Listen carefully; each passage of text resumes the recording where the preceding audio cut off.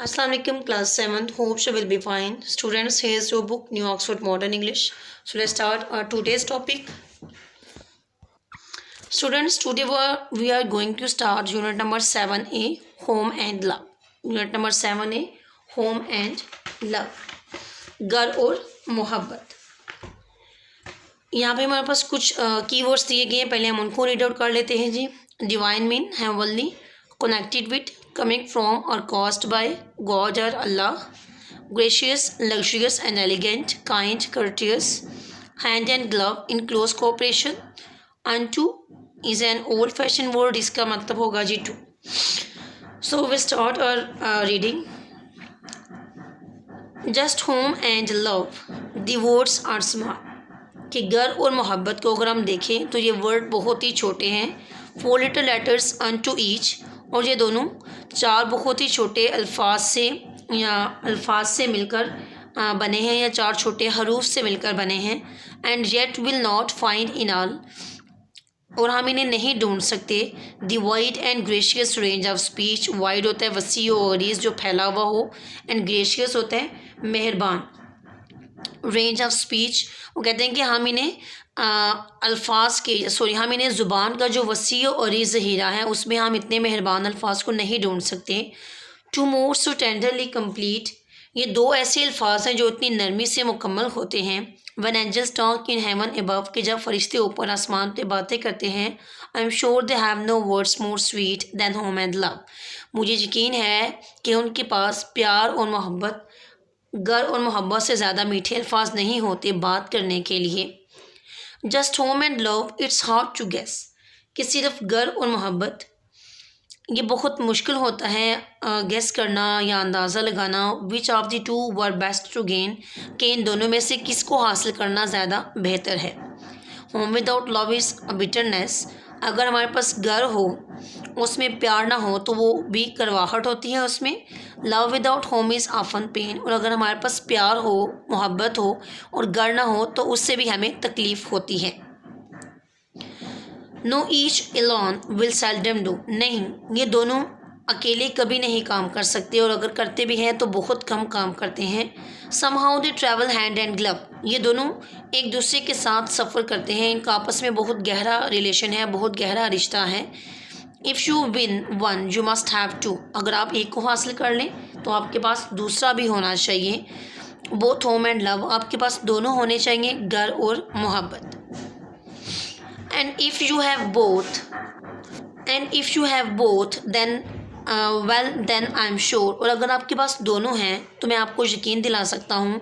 You ought to sing the whole day long, आपका फ़र्ज़ बन जाता है कि आप पूरा दिन गाएं, गुनगुनाएं, अल्लाह ताला का शुक्र अदा करें. It doesn't matter if you are poor, इसका कोई आपको इससे फ़र्क नहीं पड़ना चाहिए कि आप गरीब हैं. With these two make divine your song, कि ये जो अल्फाज हैं ये मिल के आपके जो शुक्र के कलमात हैं उनको बहुत पुरमसरत बना देंगे. एंड सो आई प्रेसफुली रिपीट, और मैं तारीफ़ वाले अंदाज में, पोइट कह रहा है कि मैं दोबारा रिपीट कर रहा हूँ. When angels talk in heaven above, कि जब फरिश्ते ऊपर आसमान पर बातें करते हैं. There are no words more simply sweet, उनके पास कोई लफ्ज़ नहीं होते इतने सादा और मीठे देन होम एंड लव, प्यार और मोहब्बत के अलावा. ओके स्टूडेंट्स, ये हमारी रीडिंग थी जिसको हमने कंप्लीट किया. इसमें हमारे पास इसका एक मैसेज भी आ जाता है पोइट का, कि हम इसको ये भी कह सकते हैं कि poet want to say that the words home and love are the words which are inspirable, इनको हम स्पेयर नहीं कर सकते, मीन इनको हम सेपरेट नहीं कर सकते, ये दोनों इकट्ठे चलते हैं. एंड द स्वीटेस्ट वर्ड, और ये दुनिया में सबसे ज़्यादा प्यारे अल्फाज हैं. That without the presence of love in the home is a bitter place, and without the presence of home love is pain. Both of them are incomplete, दोनों एक दूसरे के बगैर नामुकम्मल हैं. And not enough without each other, और दोनों एक दूसरे के बगैर मुकम्मल भी नहीं हो सकते. ओके स्टूडेंट्स, ये थी हमारी रीडिंग, इसको हमने कंप्लीट किया. नेक्स्ट आगे हम इसकी एक्सरसाइज स्टार्ट करेंगे. इसमें से हमारे पास एक्सरसाइज ए है जी, understanding the poem. Exercise A का part 2, answer the following with reference to context, ये वाला पार्ट हमारे पास शामिल है, इसको हम कंप्लीट करेंगे students. One angels talk in heaven above, कि जब फरिश्ते ऊपर आसमान पे बातें करते हैं. What do they talk about, कि वो किसके बारे में बात करते हैं. Whatever they talk about the poet says that they can not have any word sweeter than home and love. वो किसी भी चीज़ के बारे में बातें करें, लेकिन पोइट के अकॉर्डिंग उनके पास होम एंड लव से ज़्यादा स्वीट वर्ड्स नहीं होते। नंबर बी है RTCG, somehow they travel hand and glove, कि वो जैसे कि हम कहते हैं कि उनका आपस में बहुत क्लोज रिलेशन होता है, क्लोज कोऑपरेशन होता है उनका, दोनों बहुत आपस में एक दूसरे के साथ बहुत करीबी रिश्ते में होते हैं, home and love. What does this mean, वो कहने की स्टेटमेंट का मतलब क्या है। पोइट आंसर है जी, they go together as a pair, mean के वो दोनों क्या करते हैं, आपस में एक पेयर की तरह सफ़र करते हैं, एक पेयर की तरह उनको हम देखते हैं, जहाँ भी हम उनको इस्तेमाल करें एक पेड़ की तरह ही इस्तेमाल करते हैं। नंबर 2 है जी, वो ट्रैवल इन दिस वे, इस तरह से कौन ट्रैवल करता है, सफ़र करता है या जाता है। The words home and love travel in this way, कि जो अल्फाज है हमारे पास होम एंड लव वो इस तरह से जाते हैं। तो आपके नोट्स में लिखा हुआ है the words home and love, तो आप इतना ही इसको प्रिपेयर करेंगे। नंबर सी है एंड इफ़ यू बोथ, और अगर आपके पास दोनों हों, दोनों चीज़ें मौजूद हों, होम एंड लव दोनों मौजूद हों, तो इसका क्वेश्चन हमारे पास बन रहा है what does the both refer to, कि बोथ किसको रेफर कर रहा है, होम एंड लव। बोथ किसको रेफर कर रहा है, होम एंड लव, घर और मोहब्बत को रेफर कर रहा है both word. What should you do if you, what should you do if you have both, आपको क्या करना चाहिए अगर आपके पास दोनों हैं। You should sing the whole day long and these words will make your song divine, आपको पूरा दिन गाते रहना चाहिए। गाते रहना इस सेंस में चाहिए कि अल्लाह ताला का शुक्र अदा करना चाहिए कि आपके पास ये दोनों चीज़ें मौजूद हैं, और जो दोनों वर्ड मिल के, घर और मोहब्बत दोनों मिल के आपके जो प्रेस करने का अंदाज़ है, इसको हमेशा के लिए दायमी या अब्दी बना देते हैं, इसको पूर्व मुस्तरद भी बना देते हैं। ओके स्टूडेंट्स, नेक्स्ट आगे हमारे पास एक्सरसाइज बी है, इसका पार्ट नंबर 1 हमारे सिलेबस में इंक्लूडेड है, देन पार्ट नंबर 2 हम करेंगे। तो पार्ट नंबर 1 को हम पहले देख लेते हैं। हमारे पास पार्ट नंबर 1 में देखें जी students, can you complete the following, they are well known expressions, कि हमें इन्हें कंप्लीट करना है। ये वेल नोन एक्सप्रेशंस हैं। एक्सप्रेशंस वो होते हैं जो कन्वे करते हैं किसी भी पार्टिकुलर इमोशन को, फीलिंग्स को एक्सप्लेन करते हैं या इमोशंस को, और आई मीन एक्सप्रेशंस को सेंटेंस में यूज़ करते हैं डिफरेंट फीलिंग्स या डिफरेंट चीज़ों को एक्सप्लेन करने के लिए, आई मीन एक्सप्रेशंस को सेंटेंसेस में यूज़ करते हैं। ठीक है, नंबर 1 देखिए जी, बेड एंड ब्रेकफास्ट। नंबर 1 में आ रहा है हमारे पास वर्ड ब्रेकफास्ट। इसका मतलब होता है कि जब हम लोग किसी जगह पे रिहाइश पजीर होते हैं, गेस्ट हाउस वगैरह में, तो हमें ये तमाम चीज़ें प्रोवाइड होती हैं, हम इसको उस सेंस में इस्तेमाल करते हैं। नंबर 2 देखिए जी, as green as grass, compare करने के लिए हम यूज़ करते हैं। ये हमारे पास वर्ड सिमिली भी आ जाता है, इससे हम चीज़ों को कंपेयर करते हैं। नंबर 2 देखें जी, स्लो एंड स्टेडी होता है। स्लो एंड स्टेडी, आपके पास नोट्स पे ये तमाम वर्ड्स लिखे हुए हैं स्टूडेंट्स, मैं साथ भी रिपीट कर रही हूँ। स्लो एंड स्टेडी, इसका मतलब होता है कंसिस्टेंटली, कॉन्टीन्यूसली, मतलब कि हम कॉन्टीन्यूसली किसी चीज़ को स्टार्ट रखते हैं, ऑल्दो द प्रोग्रेस में भी स्लो में, चाहे हमारा प्रोग्रेस स्लो ही क्यों ना हो। नंबर डी है जी, part and parcel. Part and parcel का मतलब होता है कि इंपॉर्टेंट चीज़ होता है होना, या जो चीज़ एसेंशियल हो या ज़रूरी हिस्सा हो हमारे पास। नेक्स्ट आगे हमारे पास आ रहा है जी, as fit as a fiddle. As fit as a fiddle आ रहा है हमारे पास नंबर ई। इसका हमारे पास आ रहा है जी, in a good condition, in a good physical condition, बेहतरीन हालत में होना। उसके बाद नंबर है जी, एज कूल एज कुकम्बर। ये हमारे पास आ रहा है कूल एंड काम के सेंस में, कि जब हम नरम मिजाजी का या नरमी का मुजाहरा करते हैं तो हम उस सेंस में इसको इस्तेमाल करते हैं। नेक्स्ट आगे नंबर जी है जी, as slow as a snail. इसका मतलब है कि ये एक जानवर है जी, गूंगा, गूंगे की तरह सुस्त होना, मीन एक्सट्रीमली स्लो, बहुत ज़्यादा आहिस्तगी से कोई भी काम सर अंजाम देना या करना। नेक्स्ट है जी, rack and ruin, to become destroy. इसका मतलब होता है जी, जवाल पजीर हो जाना या तबाह बर्बाद हो जाना चीज़ों का। जब हम कुछ ऐसी चीज़ों को एक्सप्लेन कर रहे हों जो डिस्ट्रॉय हो जाएँ, तो उस सेंस में हम इस एक्सप्रेशन को यूज़ करते हैं। नेक्स्ट आगे हमारे पास आ रहा है जी, the more the merrier, the more the merrier. ये आ रहा है हमारे पास उस सेंस में, इसको हम यूज़ करते हैं, the more people they are the better a situation will be, mean इसको हम जॉयफुल सिचुएशन में भी एक्सप्लेन करते हैं, जिंदा दिल लोगों की तरह खुश होना या खुश है ना। जब ज़्यादा लोग इकट्ठे होते हैं तो वो ज़्यादा मिलके फ़न कर सकते हैं, तो इसको उस सेंस में हम इस्तेमाल करते हैं। बैग एंड बैगेज होता है कि विद वन ऑल्स बिलोंगिंग, हम अपनी तमाम ज़रूरत की चीज़ों के साथ किसी जगह पर शिफ्ट हों तो उसको हम कहते हैं bag and baggage.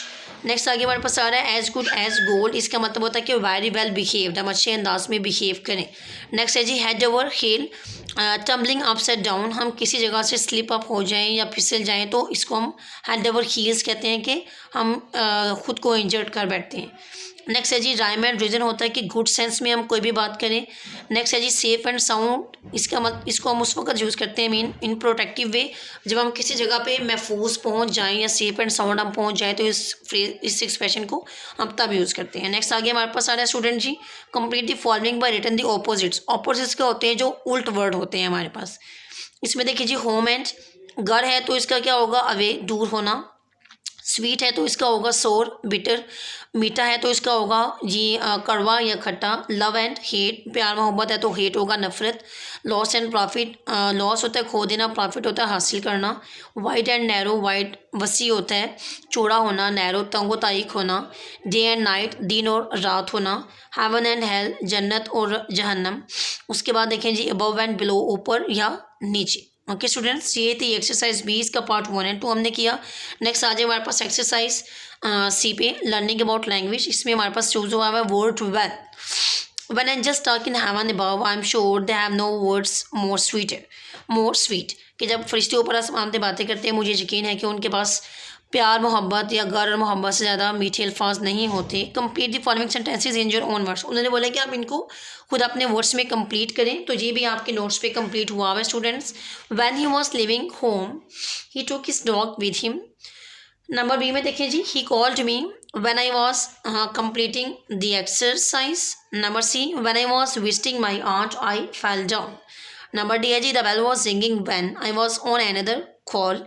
Number E he was boiling some water in a pan when I called him। Okay students, ये तो यहाँ तक हो गया। नेक्स्ट आगे देखिए जी हमारे पास आ रहा है simultaneous actions। In English we use the words when, while and as to show two actions occurring at the same time। जब हम दो actions को एक ही वक्त पे बयान कर रहे होते हैं तो हम उनको simultaneous actions कहते हैं। We can use the past continuous tense and the simple past tense in the same sentences। हम उस वक्त past continuous tense और simple past tense को यूज़ कर रहे होते हैं उन sentences को या उन actions को occurrence को explain करने के लिए। Here are some examples। When I was living in Islamabad, I learned to ride a bicycle। कि जब मैं इस्लामाबाद में रह रहा था तो मैंने बाइसिकल को चलाना सीखा। While they were showing my parents the library, I played outside। कि जबकि वो मेरे पेरेंट्स को लाइब्रेरी दिखा रहे थे तो मैंने बाहर खेला या मैं बाहर खेला। She arrived at the station as the train was leaving। वो स्टेशन तब पहुंची जब ट्रेन जा रही थी, मतलब कि वो मूव करने वाली थी। तो इनसे रिलेटेड इसी तरह की सिमुलेटेनियस एक्शंस हमारे पास यहाँ पे कॉलम गिवन है, हमने इनको कंप्लीट करना है। इसको हम देखते हैं जी। Make sentences by using the key words and the words in A and B. Key words और ए और बी कॉलम में जो वर्ड्स हैं इनको हमने मिला के अपने सेंटेंस बनाने हैं। Use the correct tenses of the verb given in brackets. जो वर्ब्स में ब्रैकेट्स में गिवन है, for example leave, paint, start, put, study and cross, इनके हमने करेक्ट फॉर्म यूज़ करने हैं। If the keyword start with a capital letter, अगर keyword हमारे पास कैपिटल लेटर से स्टार्ट होने, फॉर एग्जांपल वाइल, एज और व्हेन।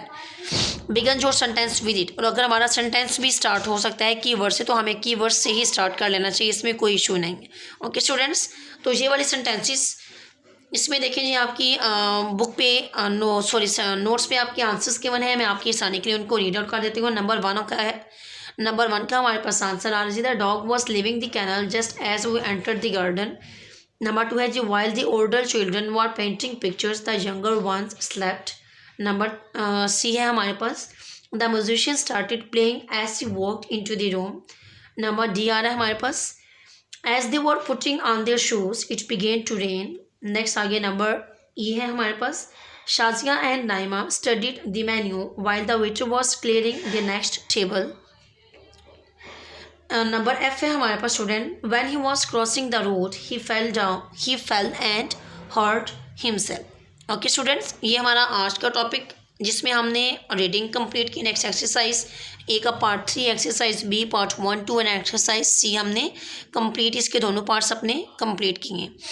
आप इसको अपने नोट से अपनी डायरी के अकॉर्डिंग अपने लेसन्स को तैयार कर लेंगे। Okay students, take care of yourself and अल्लाह हाफिज़।